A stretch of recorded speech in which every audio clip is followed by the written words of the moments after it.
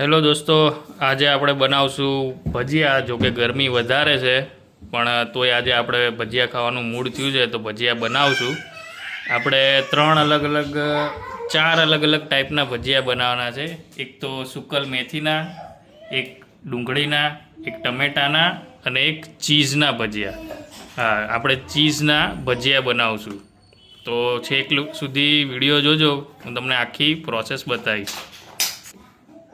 તો આવી રીતે તમારે ટમેટાં અને ડુંગળીની ગોળ સ્લાઈસ કરી દેવાની છે. તમે જોઈ શકો છો આવી રીતે રાઉન્ડમાં આને કટ કરવાની છે, ડુંગળીને અને ટમેટાને. અને આના જ આપણે ભજીયા બનાવશું. આ આપણે મેથીના ભજીયા બનાવવા માટે ચણાના લોટમાં મેથીને મિક્સ કરી દીધી છે અને અંદર લીંબુ અને ચટણી, મીઠું અને થોડોક ગરમ મસાલો આપણે એડ કર્યો છે. અને લીલું લસણ પણ તમારી પાસે હોય તો એ પણ એડ કરી શકો છો. આપણે આમાં લીલું લસણ પણ એડ કર્યું છે. ભજીયા થોડાક વધારે ફૂલે એટલે આની અંદર આપણે ખાવાના સોડા એડ કર્યા છે. ખાવાના સોડાની જગ્યાએ તમે ઈનો પણ એડ કરી શકો છો આની અંદર. બનાવતા ભૂખ લાગી હતી તો વચ્ચે બ્રેક લઈને આપણે કિટકેટ પણ ખાઈ લીધી.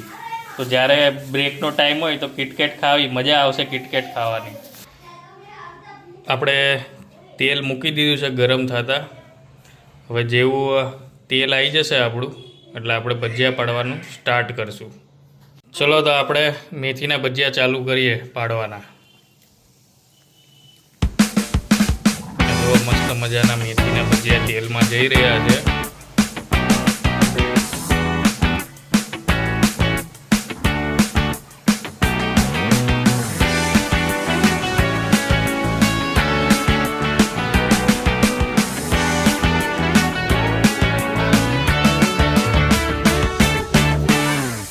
ભજીયા થોડાક લાલ જેવા થઈ જાય ત્યાં સુધી તેલમાં રહેવા દેવાના અને જેવા લાલ જેવા થઈ જાય એટલે એને બહાર કાઢી લેવાના. ફાઇનલી આપણા મેથીના ભજીયા બહાર આવી ગયા છે. હવે તમને ડુંગળી અને ટમેટાના ભજીયા બતાવું. હવે આપણે ડુંગળી અને ટમેટાના ભજીયા સ્ટાર્ટ કરશું.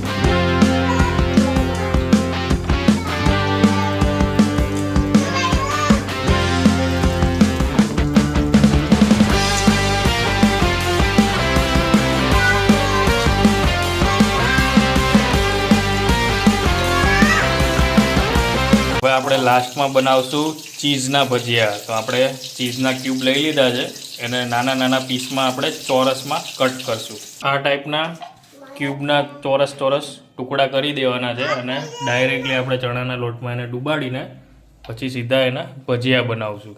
ચલો આપણે બનાવીએ સીધા ચીઝના ભજીયા.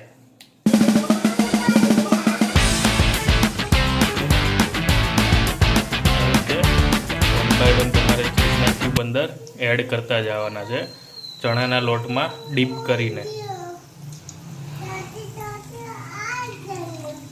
ફાઇનલી આપણે ચીઝના ભજીયા નીકળી ગયા છે. આની ઉપર આપણે ચાટ મસાલાને સ્પ્રિંક કરશું અને ગમે ત્યારે તમે એની ટાઈમ નાસ્તામાં બી આને ખાઈ શકો છો. તો જોઈ શકો છો આપણા બધા ભજીયા તૈયાર થઈ ગયા છે. હવે આપણે આને પ્લેટિંગ કરશું. તો ફાઇનલ આપણી પ્લેટિંગ તૈયાર થઈ ગઈ છે. આપણે જોકે ચટણી જોડે બનાવી નથી એટલે ટમેટો કેચઅપ આરે જ ખાવાના છીએ. તો તમને કેવા લાગ્યા આખી રેસીપી એ જરૂરથી જણાવજો અને અમારી ચેનલને હજી સબસ્ક્રાઈબ ના કરી હોય તો કરી લેજો.